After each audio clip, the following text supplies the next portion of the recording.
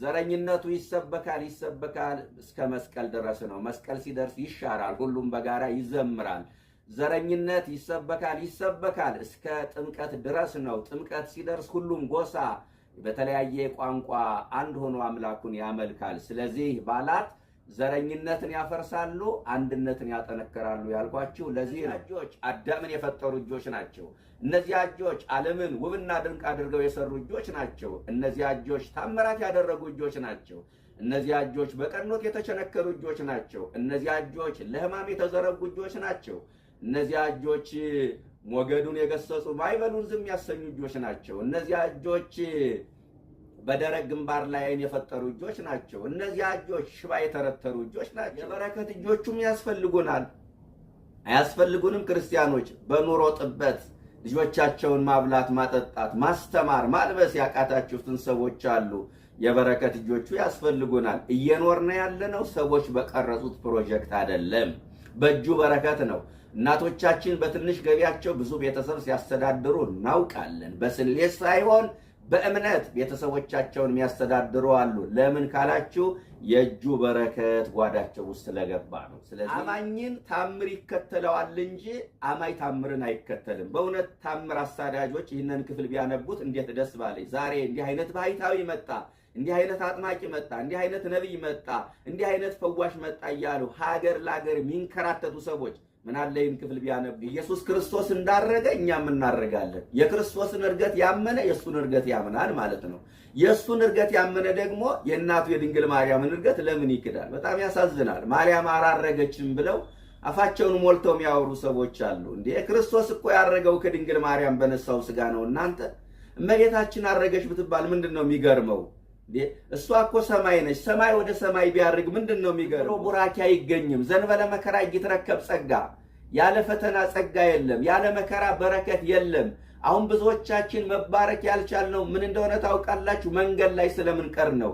ጽናት ስለሚጎለን ነው። መንፈሳዊ ዝለት ስለሚያጋጥመን ነው። ማሬ ሰናዩ ካህን በእጁ የሚያሳልበን ክርስቶስ በእጁ ባርኳቸው ወደ ሰማይ ስላረገ ነው። ቅዱሳን ሐዋርያትን እና የስበት ሕግ ሳይገዛው አየር ላይ ተነጠቀ። የስበት ሕግ ሳይገዛው ባህር ላይ ተረማመደ። ይህ የሚደንቅ ነው። ክርስቲያኖች ዛሬም በሐዘን፣ በትካዜ፣ በሰቆቃ፣ በዋይታ ያሉ ሰዎች መረጋጋት የሚችሉት ጌታ ይመጣል በሚለው ተስፋ ነው። የዚህ ዓለም ግፍ፣ የዚህ ዓለም መከራ፣ የዚህ ዓለም ሰቆቃ ማብቂያ ገደብ የሚያገኘው ጌታ ሲመጣ ብቻ። ደግሞ ቴዎድሮስ ይመጣል ብለው ግራ የሚያጋቡን ሰዎች አሉ። ኢትዮጵያ የዓለም ብርሃን የሚል አንድ ስውት ማህበር ተቋቁሟል። ይሄ ማህበር ዋና ዓላማው ክህነት ረክሷል፣ ሲኖዶስ ተወግዟል የሚል ነው። በጣም ያሳዝናል። በነገራችን ላይ ክርስቲያኖች ክህነት ረክሷል፣ ሲኖዶስ ተወግዟል ከተባለ አደገኛ ነው። ቤተክርስቲያን 7 ምስጢራት አሏት። 7ቱ ምስጢራት ስድስቱ የሚከናወኑት በክህነት ነው። ክህነት ከሌለ 6ቱ አያስፈልጉም ማለት ነው። 6ቱ ከሌሉ ደግሞ ምስጢር አያስፈልግም ማለት ነው። ከተቋም ማውጣት ከምስጢራት ማራቅ ነው ዋና ዓላማ።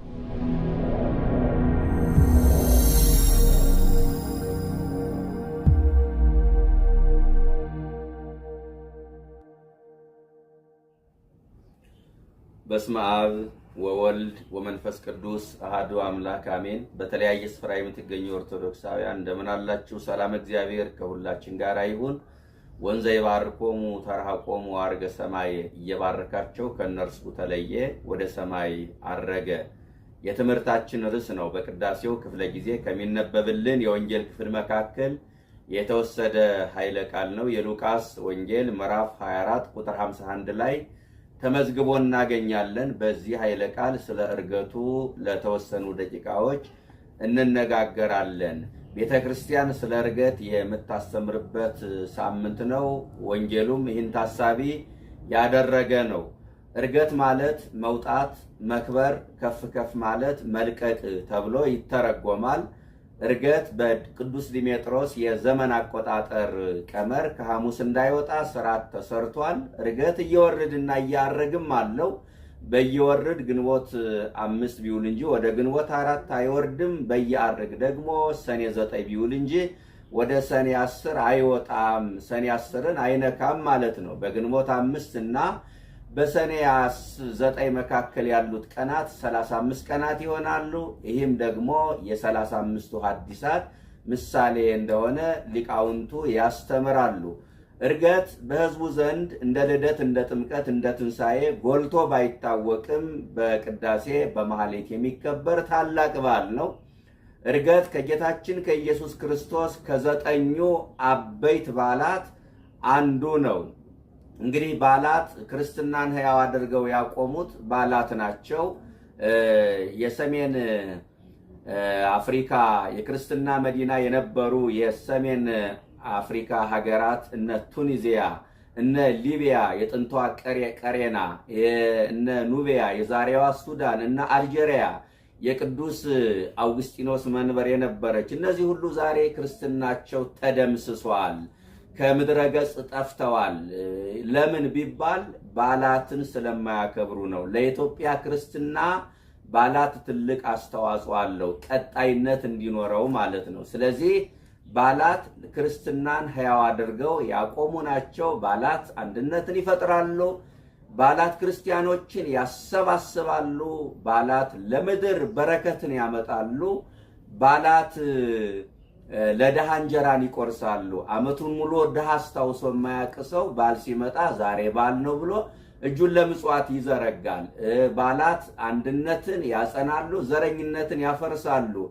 በእውነት እስካሁን እንደተዘራብን የዘር ጥላቻ ቢሆን ኖሮ አብረን መኖር አንችልም ነበረ። ነገር ግን ዘረኝነቱ ይሰበካል እስከ መስቀል ድረስ ነው። መስቀል ሲደርስ ይሻራል፣ ሁሉም በጋራ ይዘምራል። ዘረኝነት ይሰበካል እስከ ጥምቀት ድረስ ነው። ጥምቀት ሲደርስ ሁሉም ጎሳ በተለያየ ቋንቋ አንድ ሆኖ አምላኩን ያመልካል። ስለዚህ በዓላት ዘረኝነትን ያፈርሳሉ፣ አንድነትን ያጠነክራሉ ያልኳችሁ ለዚህ ነው። የኢትዮጵያ ቤተክርስቲያንን የሚነቅፉ ክርስቶስን አታውቅም፣ ክርስቶስን አትሰብክም ብለው በአደባባይ የሚሳደቡ ብዙ ቤተ እምነቶች አሉ። በጣም የሚደንቀው ነገር ግን ትንሣኤን የሚያከብሩት በኦርቶዶክስ ካላንደር ነው። ልደትን፣ ጥምቀትን የሚያከብሩት በኢትዮጵያ የቤተ ክርስቲያን የቀን አቆጣጠር ነው። ይህንን ውለታ አለማስታወስ ትልቅ እብደት ነው። ስለዚህ እርገት በዓላት ትልቅ አስተዋጽኦ አላቸው ለክርስትና ማለት ነው። እንግዲህ ጌታችን ኢየሱስ ክርስቶስ ሞትን ድል አድርጎ ከተነሳ በኋላ ለ40 ቀናት ያህል መጽሐፈ ኪዳንን ለደቀ መዛሙርቱ እያስተማራቸው ሥርዓተ ቤተ ክርስቲያንን እያሳያቸው ምስጢረ ሰማይን እየገለጠላቸው ከቆየ በኋላ 40 ቀን ሲሞላው ወምዝ አውጾሙ አፋ እስከ ቢታንያ ድረስ ደቀ መዛሙርቱን ይዟቸው ወጣ ነው የሚለው። እስከ ቢታንያ ድረስ። ቢታንያ ቀበሌው ነው። ደብረ ዘይት ደግሞ ቢታንያ ውስጥ የሚገኝ ተራራ ነው። ኢየሱስ ክርስቶስ ያረገው በደብረ ዘይት ተራራ ነው። ምስጢረ ምጽአቱንም የገለጠው በደብረ ዘይት ተራራ ነው። ዓለምን ለማሳለፍ የሚመጣውም በደብረ ዘይት ተራራ ነው። እርገትና ምጽአት ተናባቢ ናቸው። ጌታ ከቦታ ቦታን ይመርጣል፣ ከቀናትም ቀንን ይመርጣል፣ ከሰውም ሰውን ይመርጣል። ክብሩን የሚገልጥባቸው ቦታዎች፣ ክብሩን የሚገልጥባቸው ቀኖች፣ ክብሩን የሚገልጥባቸው ሰዎች አሉ። ለልደቱ ቤተልሔምን፣ ለጥምቀቱ ዮርዳኖስን፣ ለመጾሙ ገዳመ ቆሮንቶስን፣ ለጸሎት ጌቴሰማኒን፣ ለስቅለት ቀራንዮን፣ ለትንሣኤው ጎልጎታን እንደመረጠ ሁሉ ለእርገቱም ደግሞ ቢታንያን ወይም ደብረ ዘይትን መርጧል ማለት ነው። ቢታንያ የናላዛር መንደር ነች። ኢየሱስ ክርስቶስ ወደ ናላዛር ሲሄድ ያውቃታል። ስለዚህ እስከ ቢታንያ ድረስ አወጣቸው ይላል። ቢታንያ ሲደርስ ቆመ። ደቀ መዛሙርቱ መሄድን አቆመ። ደቀ መዛሙርቱ ከበውት ቆሙ። በፍቅር ዓይን ተመለከታቸው። ከዛ በኋላ ማስተማር ጀመረ። እንዲህ ነው ትምህርቱ። ጽንዑ ተስፋሁ ለአብ፣ አባቴ የሚሰጠውን ተስፋ እልክላቸዋለሁ። አንትሙ ሰንበሩ ሀገረ ኢየሩሳሌም እስከትለብሱ ኃይለ ማርያም፣ ኃይልን እስክትለብሱ ድረስ በኢየሩሳሌም ቆዩ ብሎ አስተማራቸው። ኃይልን እስክትለብሱ ድረስ ነው ያላቸው። መንግስት ወታደሩን ኃይል አልብሶ ወደ ጦር ሜዳ ይልካል። በአንድ በኩል ቦምቡን፣ በአንድ በኩል መሳሪያውን፣ በአንድ በኩል ዝናሩን አልብሶ ይልካል። ኢየሱስ ክርስቶስ የጽድቅ ወታደሮቹን ቅዱሳን ሐዋርያትን ኃይልን እስክትለብሱ ድረስ በኢየሩሳሌም ቆዩ አላቸው። መንግስት ወታደሩን ኃይል እስኪያለብሰው ድረስ በማሰልጠኛ ያቆየዋል። ኢየሱስ ክርስቶስም ሐዋርያትን ኃይልን እስክትለብሱ ድረስ በኢየሩሳሌም ከተማ ቆዩ አላቸው። የምትታገሉት ከምድራዊ ኃይል ጋር አይደለም። ምድራዊውንም ኃይል ሰማያዊውንም ኃይል ማሸነፍ አትችሉም። ኃይልን እስክትለብሱ በኢየሩሳሌም ቆዩ አላቸው። ኢየሱስ ክርስቶስ የቁጥር ጥያቄ እንዳያነሱ አሁን 11 ነን፣ ቀጥሎ 12 እንሆናለን፣ እንዴት ለዓለም እንበቃለን፣ እንዴት ዓለምን እናዳርሳለን እንዳይሉ መንፈስ ቅዱስ ሲያድርባችሁ ለዓለም ትበቃላችሁ። ስለዚህ በኢየሩሳሌም ቆዩ አላቸው። የኃይል ጥያቄ እንዳያነሱ ብዙ የታጠቀ ኃይል አለ፣ እኛ እንዴት መቋቋም እንችላለን እንዳይሉ ኃይልን እስክትለብሱ ድረስ በኢየሩሳሌም ቆዩ።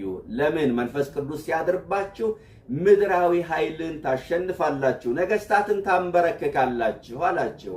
የንግግር ችሎታ እንዳያነሱ መንፈስ ቅዱስን ስትቀበሉ መንፈስ ቅዱስ ሲያድርባችሁ በ72 ቋንቋ ትናገራላችሁና በኢየሩሳሌም ቆዩ አላቸው። ከዛ በኋላ ነው ወምዛው ጾሙ አፋ እስከ ቢታንያ ይዟቸው ወጣ።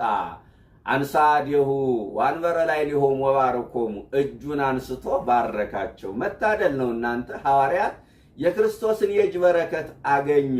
በእውነት ምን አይነት መታደል ነው የእጁን በረከት ማግኘት። ዛሬ እንኳን የክርስቶስን የእጅ በረከት ቀርቶ የአባቶቻችን የእጅ በረከት ለማግኘት ምን ያህል ነው እኛ የምንሽቀዳደመው። በተለይ ገዳማዊ ሕይወት የሚነበብባቸው የአባትነት ሽታ ያላቸው በቅድስና የተጎበኙ አባቶቻችን የእጅ በረከታቸውን ለማግኘት ምን ያህል ነው ምንሻማው። እንኳንስ የክርስቶስን የእጅ በረከት ይቅርና እነዚያ እጆች አዳምን የፈጠሩ እጆች ናቸው።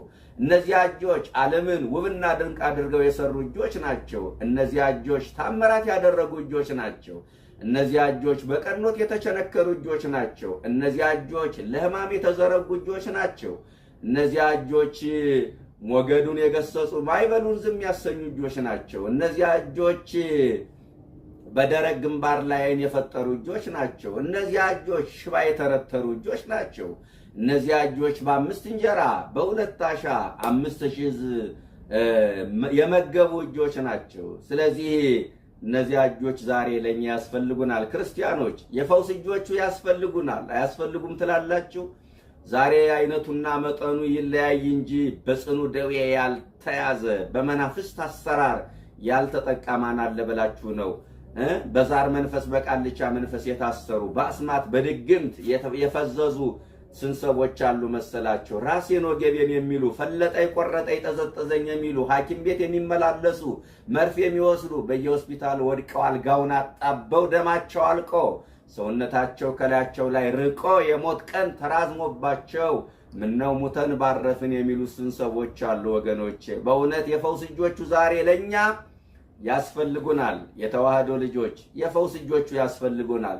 ደግሞም እኮ የፈውስ እጆቹ እንደተዘረጉ ናቸው። በእውነት ዛሬም እኮ የኛ በደል ቸርነቱን አልቀነሰውም፣ ምሕረቱን እኮ አልቀነሰውም። እጁ ከማዳን አላጠረችም፣ ጆሮው ከመስማት አልደነቆረችም ይላል ትንቢተ ኢሳይያስ ምዕራፍ 59 ቁጥር 1። የበረከት እጆቹም ያስፈልጉናል። አያስፈልጉንም? ክርስቲያኖች በኑሮ ጥበት ልጆቻቸውን ማብላት፣ ማጠጣት፣ ማስተማር፣ ማልበስ ያቃታችሁትን ሰዎች አሉ። የበረከት እጆቹ ያስፈልጉናል። እየኖርነ ያለነው ሰዎች በቀረጹት ፕሮጀክት አይደለም፣ በእጁ በረከት ነው። እናቶቻችን በትንሽ ገቢያቸው ብዙ ቤተሰብ ሲያስተዳድሩ እናውቃለን። በስሌት ሳይሆን በእምነት ቤተሰቦቻቸውን የሚያስተዳድሩ አሉ። ለምን ካላችሁ የእጁ በረከት ጓዳቸው ውስጥ ስለገባ ነው። ስለዚህ የበረከት እጆቹ ያስፈልጉናል። የይቅርታ የምህረት የፍቅር እጆቹ ያስፈልጉናል። እጁን አንስቶ ባረካቸው። ወንዘ ይባርኮሙ ተራቆሙ አርገ ሰማይ፣ እየባረካቸው ከነርሱ ተለየ፣ ወደ ሰማይ አረገ። ወሙንቱሰ ሰገዱ ሎቱ ይላል። ከዚህ በኋላ እነሱ ሰገዱለትና ወተሰውጡ ኢየሩሳሌም በአቢይ ፍስሐ፣ በታላቅ ደስታ ወደ ኢየሩሳሌም ተመለሱ ይላል። ምንድነው በታላቅ ደስታ እንዲመለሱ ያደረጋቸው? ምዕመናን መቼም ሁላችንንም እናውቀዋለን አይደል? የሽኝት መርሃ ግብር እናደርጋለን። የምንወደው ሰው ካጠገባችን ሲለይ ግንባራችን ላይ የሚነበበው ሐዘን ነው ወይስ ደስታ ነው? ብዙዎቻችን ሐዘን ነው እንደምትሉ ተስፋ አደርጋለሁ። ሐዋርያት ግን ክርስቶስን ከሸኙ በኋላ በደስታ ወደ ኢየሩሳሌም ተመለሱ። በደስታ እንዲመለሱ ያደረጋቸው ምንድን ነው? 3 ዓመት ያለ ሆቴል የቀለባቸው ጌታ ከዓይናቸው ሲሰወር በአካለ ሥጋ ከነሱ ሲለይ ለምን በደስታ ተመለሱ? 3 ዓመት ያለ ሆስፒታል ያከማቸው ጌታ ከአባት በላይ አባት ከእናት በላይ እናት አድርገው የተከተሉት ጌታ የእጁን ታምራት ያሳያቸው የቃሉን ትምህርት የመገባቸው ጌታ ከነሱ ሲለይ እንዴት በደስታ ተመለሱ? ምን ሆነ ያስደስታቸው? ምን መሰላችሁ? በደስታ እንዲመለሱ ያደረጋቸው አንደኛ የመላእክቱ ጥዑም ዝማሬ ነበር። እናንተ ኢየሱስ ክርስቶስ ያረገው በይባቤ መላእክት አይደለ? በዝማሬ እኮ ነው ያረገው። በእልልታ እኮ ነው ያረገው። የመላእክቱ ጥዑም ዝማሬ ሐዘናቸውን አርቆ ደስታን ፈጠረላቸው። ስርዓቱን የጠበቀ ኦርቶዶክሳዊ ላይና ለዛ ያለው መንፈሳዊ ይዘቱን ያለቀቀ ዝማሬ ደስታን ይሰጣል፣ ሐዘንን ያርቃል፣ ጭንቀትን ይገፋል፣ እንባን ያብሳል፣ መረጋጋትን ይሰጣል የተዋህዶ ልጆች። ስለዚህ የመላእክቱ ጥዑም ዝማሬ በደስታ እንዲመለሱ አደረጋቸው። አንደኛው ይሄ ነው። ሁለተኛ በማርቆስ 16 ቁጥር 19 ላይ ምን ይላል መሰላችሁ? አንዳች የሚገድል ነገር ብትጠጡ አይጎዳችሁም ብሏቸው ነበረ። ይህን ቃል ሲያስቡ በመጽናናት ተመለሱ። ለምን መሰላችሁ? ወደፊት የሚገጥማቸው ብዙ መከራ አለ። ይህ ኃይለ ቃል ግን የፍርሃት መንፈስን አስወግዶ የድፍረትን መንፈስ አጎናጸፋቸው። ስለዚህ በደስታ ተመለሱ። ሶስተኛው በማቴዎስ 28 ቁጥር 19 ላይ እስከ ዓለም ፍጻሜ ከእናንተ ጋር ነኝ ብሎ ቃል ገብቶላቸው ነበር። ምንም በአካል ቢለያቸው ከዓይናቸው ቢሰወርም እስከ ዓለም ፍጻሜ ከእናንተ ጋር ነኝ የሚለውን ቃል ሲያስቡ በደስታ ተመለሱ። አራተኛው አባቴ የሚልክላችሁን ተስፋ አባቴ የሚሰጠውን ተስፋ ልክላችኋለሁ ብሏቸው ነበረ። ይህን ከመስማት በላይ ምን የሚያስደስት ነገር አለ ወገኖች? ያለ ሰው ልጅ ያለ ተስፋ አይኖርም። ያለ ተስፋ ነገን ማየት፣ ያለ ተስፋ መደሰት፣ ያለ ተስፋ መሻገር አይችልም። ያለ ተስፋ መኖር አይቻልም። ስለዚህ ተስፋውን እንደሚልክላቸው ሲያበሰራቸው በደስታ ተመለሱ። አምስተኛውና የመጨረሻው መንፈስ ቅዱስን ትቀበላላችሁ ብሏቸው ነበር እና ይህን ከመስማት በላይ ምንም ያስደስት ነገር አለ? አያችሁ፣ በብዙ ደስታ ተመለሱ ሲባል በደንብ ትንታኔ ያስፈልገዋል። ምን ማለት ነው የሚለውን በደንብ መረዳት ስለሚያስፈልግ ነው ይህንን የምነግራችሁ። 5 ነገሮችን አሳየኋችሁ ማለት ነው በደስታ እንዲመለሱ ያደረጋቸውን። ስለዚህ የወደፊት ከእናንተ ጋር ነኝ የሚለውን ቃል ሲያስቡ፣ ሁለተኛው ደግሞ አንዳች የሚጎዳ ነገር መርዝ ብትጠጡም አይጎዳችሁም ስላላቸው፣ አባቴ የሚልከውን ተስፋ ልክላቸዋለሁ ሲላቸው፣ ይህ ሁሉ የቋጠሩት የተስፋ ስንቅ በልባቸው የቋጠሩት የተስፋ ስንቅ በደስታ እንዲመለሱ አደረጋቸው። ከዛ ወነበሩ በቤተ መቅደስ ዘልፈን ዘይባርክው ወይሴብሕዎ ለእግዚአብሔር ይላል። ከዛ ዘወትር እግዚአብሔርን እየባረኩና እያመሰገኑ በመቅደስ ኖሩ። ጸጋ መንፈስ ቅዱስ እስኪመጣላቸው ድረስ ለ10 ቀን እንደ አንድ ቃል ተናጋሪ እንደ አንድ ልብ መካሪ ሆነው ሱባኤ ይዘው መንፈስ ቅዱስን ጠበቁት ማለት ነው። ወአርገ ሰማይ፣ ወደ ሰማይ አረገ። እርገቱ በወንጌላውያኑ ዘንድ በደንብ ጎልቶ ይታወቃል። ማርቆስ ስለ እርገቱ ጽፏል። ሉቃስ ስለ እርገቱ ጽፏል። ዮሐንስም ስለ እርገቱ ጽፏል። እስኪ የሉቃስን እያየን ነው። የማርቆስን ደግሞ እስኪ እንመልከት። የማርቆስ ወንጌል ምዕራፍ 16 ከቁጥር 17 ጀምሮ እንዲህ ይላል። ወደ ዓለም ሂዱ ወንጌልን ለፍጥረት ስበኩ ይላል። ሐዋርያትን ሲልካቸው ነው። ወንጌልን ለፍጥረት ስበኩ። ወንጌል ለሀብታም፣ ለድሃ፣ ለልጅ፣ ለአዋቂ አይባልም፣ ለሁሉም ነው የሚያስፈልገው። በነገራችን ላይ ለፍጥረት ሁሉ የሚያስፈልገው ታላቁ የምስራች ምንድነው ካላችሁ ወንጌል ነው። ወንጌልን ለፍጥረት ስበኩ ካለ በኋላ ያመነ የተጠመቀ ይድናል። እምነትና ጥምቀት የአንድ ሳንቲም 2 ገጽታዎች ናቸው ማለት ነው። እምነትና ጥምቀት የአንድ ሳንቲም 2 ገጽታዎች ናቸው። የተዋህዶ ልጆች ያመነ የተጠመቀ ይድናል፣ ያላመነ ደግሞ ይፈረድበታል ይላል። ምን ማለት ነው? ልጅነት አላገኝም፣ በጥምቀት ልጅነት አይገኝም ብሎ ያላመነ ይፈረድበታል። እንዴት በውሃ ብሎ የሚጠራጠር ይፈረድበታል ካለ በኋላ ያመኑትን እነዚህ ምልክቶች ይከተሏቸዋል ይላል። አያችሁ፣ ያመኑትን እነዚህ ምልክቶች ይከተሏቸዋል። አማኝን ታምር ይከተለዋል እንጂ አማኝ ታምርን አይከተልም። በእውነት ታምር አሳዳጆች ይህንን ክፍል ቢያነቡት እንዴት ደስ ባለኝ። ዛሬ እንዲህ አይነት ባሕታዊ መጣ፣ እንዲህ አይነት አጥማቂ መጣ፣ እንዲህ አይነት ነብይ መጣ፣ እንዲህ አይነት ፈዋሽ መጣ እያሉ ሀገር ለሀገር የሚንከራተቱ ሰዎች ምን አለ ይህን ክፍል ቢያነቡት። አማኝ ታምርን አይከተልም፣ ታምር ግን አማኝን ይከተለዋል። ይሄ ነው ወንጌሉ የሚያስረዳን። ስለዚህ ያመኑትን እነዚህ ምልክቶች ይከተሏቸዋል ካለ በኋላ በቀጥታ ምንድነው የሚለው? አጋንንትን ያወጣሉ፣ በአዲስ ቋንቋ ይናገራሉ ይላል። አጋንንትን ያወጣሉ፣ በአዲስ ቋንቋ ይናገራሉ፣ በሁሉም ቋንቋ በእጃቸው በእጃቸውን ድውያን ላይ ይጭናሉ፣ ይፈወሳሉ ይላል። ዛሬ በእውነት የሚገርም ነው። እጃቸውን የሚጭኑ ብዙ ናቸው፣ ግን ፈውስ የለም። በየቦታው እጃቸውን የሚጭኑ በርካቶች ናቸው፣ ፈውስ የለም። በሰዎች ህመም ዝና የሚሰሩ፣ በሰዎች ህመም ኑሯቸውን ማሸነፍ የሚፈልጉ፣ በሰዎች የሰዎችን ገመና አደባባይ ላይ አውጥተው ታምር እንሰራለን የሚሉ፣ እንፈውሳለን የሚሉ ነውረኞች የበዙበት ሰዓት ላይ ደርሰናል። ወገኖች ፈውስ በድብቅ ነው። ካሜራ ቁሞ ፈውስ ብሎ ነገር የለም። እየተጫወቱባችሁ ነው። መለየት ያስፈልጋል። ይህን ካለ በኋላ ምንድነው ያለ? እነዚህን ምልክቶች ማነው በአዲስ ቋንቋ ይናገራሉ ካለ በኋላ እባቦችን ብትይዙ እባቦችን ይይዛሉ፣ አንዳች የሚገድል ነገር ቢጠጡ አይጎዳቸውም ይላል። አያችሁ፣ እባቦችን ይይዛሉ፣ አንዳች የሚገድል ነገር ቢጠጡም ደግሞ አይጎዳችሁም። እባብ የሚያዘው መርዝ የሚጠጣው ተጽፏልና ልሞክረው ተብሎ አይደለም። እምነት ያስፈልጋል፣ ብቃት ያስፈልጋል፣ ቅድስና ያስፈልጋል። ያመኑትን ያለ ማመንማ እኛም እናምናለን እኮ፣ ግን መብቃት ያስፈልጋል።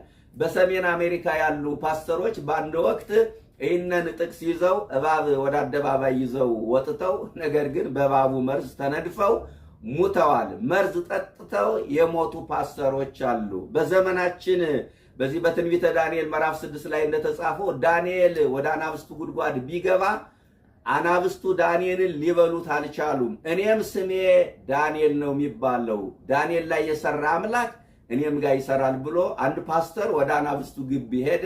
አናብስቱን ወዲያው መዳበስ ጀመረ። ጥቂት ሳይቆይ ሰባብረው በሉት። ታስታውሳላችሁ? አርባ ምንጭ ላይ ባዞ የተበላ ፓስተር እኮ አለ። ወገኖቼ ማመን ያስፈልጋል፣ ብቃት ቅድስና ያስፈልጋል። ይህንን መረዳት ይገባል። እና በድውያን ላይ እጃቸውን ይጭናሉ፣ ይፈወሳሉ ካለ በኋላ ይህን ተናግሮ ነው የሚለው። ኢየሱስ ወደ ሰማይ አረገ፣ በአባቱም ቀኝ ተቀመጠ ይላል። ማርቆስም ስለ እርገቱ ጽፎልናል ነው ዋናው ነጥብ። በአባቱ ቀኝ ተቀመጠ። የቀኙን ስፍራ እኮ እናንተ ለማንም ጋብዞ አያውቅም። ለመላእክት ጋብዞ አያውቅም የቀኙን ስፍራ። ለጻድቃን ለሰማዕታቱ ጋብዞ አያውቅም የቀኙን ስፍራ። ኢየሱስ ክርስቶስ ግን በአብ ቀኝ ተቀመጠ። ለምን? አምላክ ነዋ።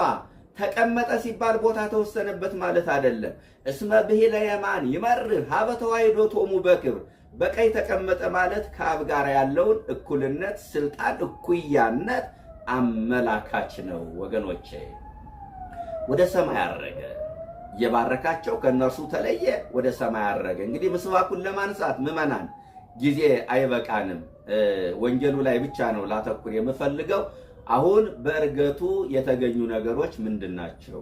እርገቱ ምን ያረጋግጥልናል የሚለውን ሐሳብ አንስቼ ትምህርቴን እጨርሳለሁ ማለት ነው። እርገቱ የሚያረጋግጥልን ነገር ምንድን ነው? አንደኛ እርገቱ የሃይማኖታችን አንቀጽ ነው። የሃይማኖታችን አዋጅ ነው። የሃይማኖታችን መገለጫ ነው። እርገቱ በደንብ እንድትሰሙ ፈልጋለሁ ምዕመናን።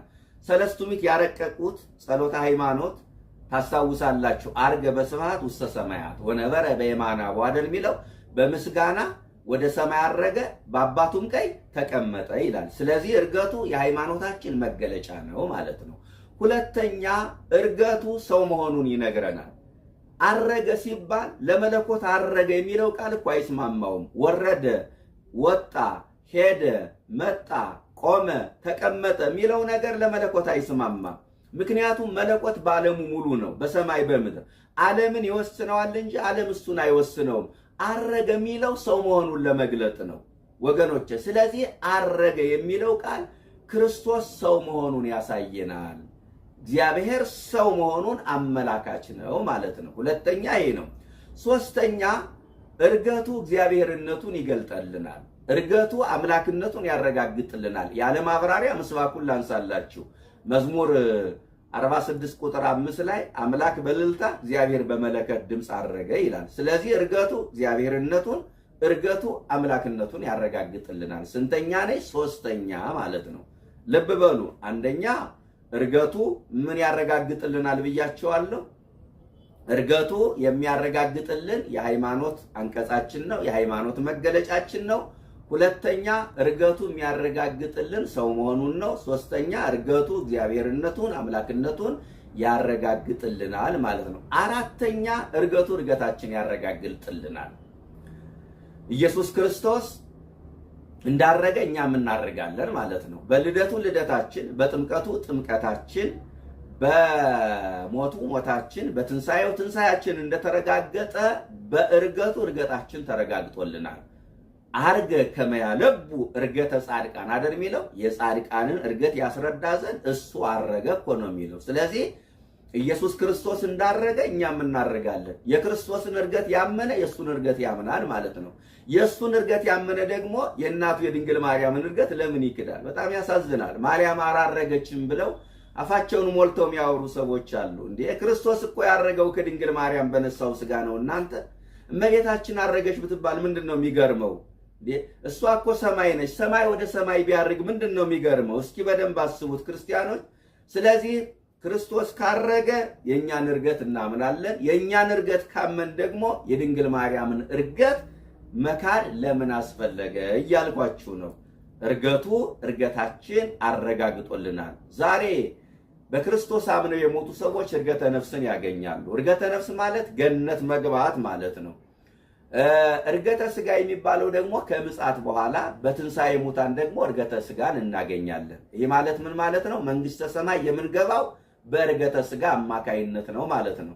ይህንን የሚነግረን ቅዱስ ጳውሎስ በአንደኛ ተሰሎንቄ ምዕራፍ 4 ቁጥር 16 ላይ እኛ ሕያዋን ሆነን የምንቀር ጌታን ለመቀበል ከጌታ ጋር በአየር ጌታን ለመቀበል በደመና እንነጠቃለን ይላል። አያችሁ፣ በአየር ጌታን ለመቀበል በደመና እንነጠቃለን። ይሄ በደመና መነጠቅ የሚባለው ምን መሰላችሁ? እርገተ ስጋ ማለት ነው። በደመና መነጠቅ፣ ደመናን መሰላል አድርገን መንግስተ ሰማይ እንገባለን። ስለዚህ በዕለተ ምጽአት የሚከናወነው እርገተ ስጋ ይባላልና አራተኛ እርገቱ እርገታችን ያረጋግጥልናል ማለት ነው። አምስተኛ በእርገቱ ቡራኬ ተገኝቷል። እጆቹን አንስቶ ባረካቸው አይደል የሚለው? ይህንን ቡራኬ ለማግኘት ግን ደቀ መዛሙርቱ እስከ የት ወጡ? እስከ ቢታንያ ድረስ ተጓዙ። እናንተ መባረክ ትፈልጋላችሁ ክርስቲያኖች? አዎ ካላችሁኝ እስከ ቢታንያ ድረስ ተጓዙ ለመባረክ። እስከ ቢታንያ መጓዝ ማለት ምን ማለት ነው? እስከ መጨረሻው መጽናት፣ እስከ ሞት መታመን፣ በጀመሩት መንፈሳዊ ጉዞ መቀጠል።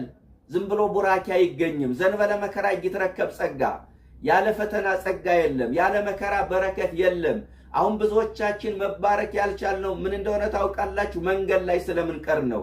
ጽናት ስለሚጎለን ነው። መንፈሳዊ ዝለት ስለሚያጋጥመን ነው። ለእግዚአብሔር ያለን ፍቅር ቀንሷል።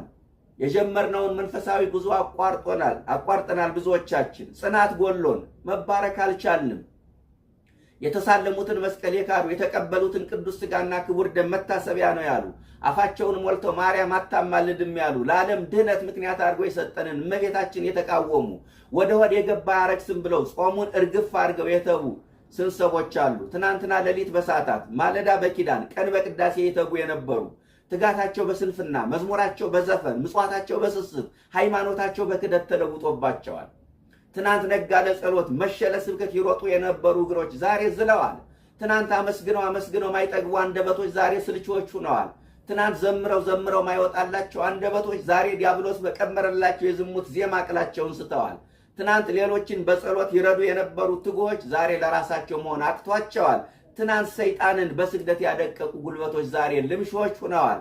ጽናት ከማጣት ተቀድሶ ከመርገስ ወደኋላ ከመመለስ እግዚአብሔር ይሰውረን ወገኖች። ለመባረክ እስከ ቢታንያ መውጣት እስከ መጨረሻው መዝለቅ ያስፈልጋል። አያችሁ፣ በእርገቱ የጸኑ ሐዋርያት ተባረኩ። የጸኑ ሐዋርያት በእርገቱ ተባረኩ። ያልጸናው ይሁዳ እስከ መጨረሻው መታመን ያቃተው ይሁዳ ግን በእርገቱ አንጀቱ ተዘርግፎ ሞተ። ስለዚህ እስከ መጨረሻው መጽናት ያስባርካል። እስከ መጨረሻው አለመጽናት ደግሞ መርገምን መቅሰፍትን ያመጣል። በእርገቱ ቡራኬ ተገኝቷል ነው ትልቁ ነጥብ። ይሄ አምስተኛው ነው። አምስተኛው ነጥብ በእርገቱ የተገኘው ነገር ምንድነው? ቡራኬ ነው። ዛሬ ካህኑ ገባሬ ሰናዩ ካህን በእጁ ያሳልመናል አይደለ? አንዳንዱ ተራቁክ የሚለው ምዕመን እንዴ መስቀል እያለ ለምንድነው ካህኑ በእጅ የሚያሳልም ብሎ የሚያጎረመርም አለ። አለማወቅ ነው። ካህኑ ዛሬ ገባሬ ሰናዩ ካህን በእጁ የሚያሳልመን ክርስቶስ በእጁ ባርኳቸው ወደ ሰማይ ስላረገ ነው። ቅዱሳን ሐዋርያትን እናንተ በነገራችን ላይ የእጁን በረከት የካህኑን የእጅ በረከት ለማግኘት ጠጋ ብሎ ማስቀደስ ይጠይቃል። በውጭ ያለው የካህኑን የእጅ ቡራኬ ማግኘት አይችልም። መስቀል ነው የሚያገኘው። የእጁንም ቡራኬ ለማግኘት እንቅልፍን አቋርጦ ብርድን ታግሶ ቀደም ብሎ መጥቶ በቅድስቱ በቅኔ ማህሌቱ መገኘት ያስፈልጋል። በውስጥ ያሉት ናቸው የካህኑን የእጅ ቡራኬ የሚያገኙት። በውጭ ያለውማ መስቀል ነው የሚያገኘው። ስለዚህ ካህኑ ስጋው ደግሞ የፈተተበትን እጅ እናገኛለን ጠጋ ብለን ስለምናስቀድስ። ይህ ለምን ሆነ? ክርስቶስ ሐዋርያትን በእጁ ባርኮ ወደ ሰማይ ስላረገ ነው። ስድስተኛ በእርገቱ ሹመት ተገኝቷል። ሐዋርያት መንፈሳዊ ሹመትን ተቀብለዋል። ከዲቁና እስከ ፕትርክና ያለውን ማዕርገ ክህነት የተቀበሉት በእርገቱ ነው። ሐዋርያትን እየባረከ አይደለ ወደ ሰማይ ያረገው?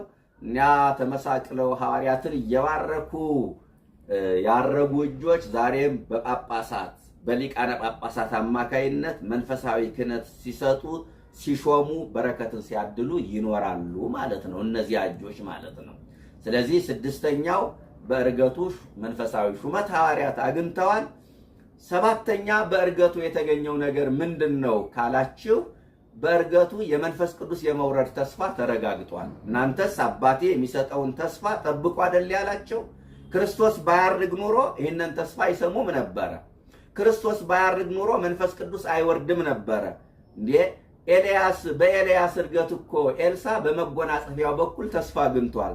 ታዲያ ሐዋርያት በክርስቶስ እርገት የመንፈስ ቅዱስን የመውረድ ተስፋ አረጋግጠዋል ማለት ነው። ኤልያስ ወደ ሰማይ ሲያርግ ኤልሳ መጎናጸፊያውን ተቀብሎ እጥፍ ጸጋ ከተቀበለ ክርስቶስ ሲያርግ በክርስቶስ እርገትማ ሐዋርያት እንዴት እጥፍ ጸጋ አይቀበሉም? እናንተ በደንብ ማስተዋል ይገባል። የመጨረሻው በእርገቱ የተገኘው ነገር ምንድነው? የምጽአት ተስፋ በእርገቱ ተበስሯል። የምጽአቱ ተስፋ ማለት ነው። ቅዱሳን መላእክት ለሐዋርያት ስለ ምጽአቱ ቀጠሮ አስይዘዋቸው ነው የሄዱ። እንዴት ካላችሁ የሐዋርያት ሥራ ምዕራፍ 1 ቁጥር 9 ላይ ይህን ከተናገረ በኋላ እያዩት ከፍ ከፍ አለ ይላል። ደመናም ከዓይናቸው ሰውራ ተቀበለችው። እያዩት ከፍ ከፍ አለ። ከፍ ከፍ እግሩ መሬት መልቀቅ ጀመረ። ይገርማል። የስበት ሕግ በባህር ላይ ሲረማመድ የመሬት የስበት ሕግ አልገዛውም። በደም ወደ ሰማይ ሲነጠቅም የስበት ሕግ አልገዛውም። የስበት ሕግ ሳይገዛው አየር ላይ ተነጠቀ። የስበት ሕግ ሳይገዛው ባህር ላይ ተረማመደ። ይህ የሚደንቅ ነው ክርስቲያኖች፣ የሚደንቅ ነው። እያዩት ከፍ ከፍ አለ። እየራቀ እየራቀ እየራቀ እየረቀቀ አይደለም። መራቅና መርቀቅ ልዩነት አለው። እየራቀ እየራቀ ለምሳሌ አውሮፕላን ገና ሲያኮበኩ ግዙፍ ነው አይደለ? እንደምናውቀው ከዛ መብረር ይጀምርና እየራቀ እየራቀ የወፍ ያሞራ ያህል አንሶ ይታየናል ማለት ነው። ይህ ማለት ረቀቀ ማለት ሳይሆን እየራቀ ነው የሄደ። መጨረሻ ከዓይናችን ይሰወራል። ክርስቶስም እየረቀቀ ሳይሆን እየራቀ ከዓይናቸው ተሰወረ። ደመና ይላል ከዓይናቸው ሰውራ ተቀበለችው። በጣም ይደንቃል። ደመና ከዓይናቸው ሰውራ ተቀበለችው። ኤልያስ ያረገው በደመና ነው አይደለ? ኢየሱስ ክርስቶስ ግን ደመናዋ ራሱ አቀባበል አደረገችለት ነው የሚለው። ከዓይናቸው ሰውራ ተቀበለችው። ኤልያስ ያረገ በደመና ነው። ክርስቶስ ሲያርግ ደግሞ ደመና ራሷ ከዓይናቸው ሰውራ ተቀበለቻቸው። ከዛ ሐዋርያት በሆነው ነገር ተገርመው ዓይናቸው አልመለስ አለ። ወደ ሰማይ ትኩር ብለው ሲመለከቱ ሁለት ነጫጭ የለበሱ መላእክት ናቸው። ነጫጭ የለበሱ ሁለት ሰዎች ይላል። ሚካኤልና ገብርኤል ናቸው። በሰው አምሳል መገለጣቸው ለምን እንደሆነ ታውቃላችሁ ክርስቲያኖች? እንዳይደነግጡ ነው። ነጫጭ ልብስ መልበሳቸው ደግሞ የእርገቱን ክብር ለመግለጥ ነው፣ ደስታቸውን ለመግለጥ ነው። ነጭ ልብስ የደስታ ምሳሌ አይደለ? መላእክት እኮ በልደቱም በትንሣኤውም በእርገቱም አልተለዩ። በእውነት እርገት ታላቅ በዓል ነው የምንለው አንደኛ ወንጌላውያኑ ስለ እርገት መዝግበውልናል። ሁለተኛ መላእክት ያልተለዩበት በዓል ነው። በልደቱ ሰውና መላእክት አብረው ዘምረዋል። ትንሣኤው ሰውና መላእክትን አፍላፍ አነጋግሯል። እርገቱም ሰውና መላእክትን አገናኝቷል። ስለዚህ እነዚያ ነጫጭ የለበሱ ሁለት መላእክት ሚካኤልና ገብርኤል እናንተ የገሊላ ሰዎች፣ አዎ እናንተ የገሊላ ገበሬዎች አሳ አጥማጅ የአናጺነት ስራችሁን ትታችሁ አሳ የማጥመድ ስራችሁን ትታችሁ ክርስቶስ ጌታችን ነው ወንጌል ስራችን ነው ብላችሁ የተከተላችሁ እናንተ ስለምን ወደ ሰማይ ቆማችሁ ትመለከታላችሁ? እንዲህ ሲያርግ ያያችሁት ኢየሱስ ሲመጣ ታዩታላችሁ አላቸው። ይገርማል። ሲያርግ ያያችሁት ኢየሱስ ሲመጣ ደግሞ ታዩታላችሁ አሏቸው። የምጽአትን ተስፋ አበሰሯቸው ማለት ነው። አያችሁ፣ የምጽአትን ተስፋ አበሰሯቸው። 5500 ዘመን የክርስቶስ ሰው መሆን ስጋ መልበስ በስጋ ማርያም መገለጥ ሲነገር ቆይቷል። በነቢያት ትንቢት በአበው ሱባኤ ማለት ነው። አዳም ከገነት ከወጣበት ቀን ጀምሮ በምሳሌው በመስዋዕቱ በትንቢቱ የክርስቶስ መምጣት ሲነገር ቆይቷል። 5000 ክርስቶስ ሰው ሲሆን በክርስቶስ ሰው መሆን የመጀመሪያው ምጽአት ተፈጸመ ማለት ነው። ከዛ 33 ዓመት ከ3 ወር በምድር ላይ ቆይቶ ወደ ሰማይ ሲያርግ ደግሞ ሁለተኛውን ምጽአት መላእክት አበሰሩ ማለት ነው። ከዚያን ጊዜ ጀምሮ ቤተክርስቲያን ለ2000 ዓመት ክርስቶስ ይመጣል ብላ ትጠብቃለች። የተዋህዶ ልጆች ክርስቶስ ይመጣል ብላች ቤተክርስቲያን ትጠብቃለች በምጽአቱ። በነገራችን ላይ ትናንትም ዛሬም ቤተክርስቲያን የቆመችበት ምሰሶ ክርስቶስ ይመጣል በሚለው ተስፋ ነው። እቺ ቤተክርስቲያን የቀረላት ተስፋ ምንድነው ካላችሁ የክርስቶስ መምጣት ብቻ ነው። ከጽንሰቱ እስከ እርገቱ የማዳኑ ሥራ ተከናውኗል። አሁን ለቤተክርስቲያን የቀረላት ብቸኛ ተስፋዋ ምንድነው ካላችሁ የጌታ መምጣት ነው። የጌታ መምጣት በእውነት በሲኦል ያሉትን ሳይቀር አረጋግቷል እኮ። ጌታ ይመጣል ብለው በሲኦል ያሉት ሳይቀር ተረጋግተዋል። ዛሬም በሐዘን በትካዜ በሰቆቃ በዋይታ ያሉ ሰዎች መረጋጋት የሚችሉት ጌታ ይመጣል በሚለው ተስፋ ነው። የዚህ ዓለም ግፍ፣ የዚህ ዓለም መከራ፣ የዚህ ዓለም ሰቆቃ ማብቂያ ገደል የሚያገኘው ጌታ ሲመጣ ብቻ ነው። ሙሽሪት ይላል ሊቁ ዮሐንስ አፈወርቅ ሙሽራዋን በናፍቆት እንደምትጠባበቅ ሙሽሪት ቤተክርስቲያን ሙሽራዋ ክርስቶስን በናፍቆት ትጠባበቃለች ይላል። ሰርጓ ደግሞ የምጽአት ቀን ነው ብሎ ይተረጉመዋል ሊቁ። ስለዚህ ለቤተክርስቲያን የቀረላት ብቸኛ ተስፋዋ ምንድነው ካላችሁ የጌታ መምጣት ነው። አሁን ምን ጠብቀው ጌታ ይመጣል ብለን ነው። እገሌ ይመጣል ብለው ውዥንብር የሚፈጥሩ ግራ የሚያጋቡ ሰዎችን በዘመናችን እናያለን። ባለፉት ትንሽ ቆየት ብለዋል ኤልያስ መጥቷል አሉ። 2003 ዓመተ ምህረት ታስታውሱ ከሆነ ኤልያስ መጥቷል አሉት። ምን ሊሰራ? የኢትዮጵያን ትንሣኤ ሊያረጋግጥ። አሁን የት ነው ያለው? 4 ኪሎ። ታዲያ ለምን አይታይም ሲል አይ ለበቁት ካልሆነ ለማንም አይታይም። በጣም ያሳዝናል። ማህበረ ሥላሴ ዘደቂቀ ኤልያስ የሚል የጽዋ ማህበር ተመሰረተ። ያቺ በሙያዋ ምን ወዳት አርቲስት ሳይቀር በጣም በሚያሳዝን መልኩ ተቀላቀለች እና አሁን አድራሻቸው ጠፍቷል። የት እንዳሉ አይታወቁም። እንዲያውም መስራቹ በቤተ ክርስቲያኒቱ መገናኛ ብዙሃን ቀርቦ ምን እንደነካኝ አላውቅም የሰራው ስህተት ነው ብሎ ቃለ መጠይቅ ሲደረግለት እኔ ሰምቻለሁ። ያሳዝናል። አሁን ደግሞ ቴዎድሮስ ይመጣል ብለው ግራም ያጋቡን ሰዎች አሉ። ኢትዮጵያ የዓለም ብርሃን የሚል አንድ ስውት ማህበር ተቋቁሟል።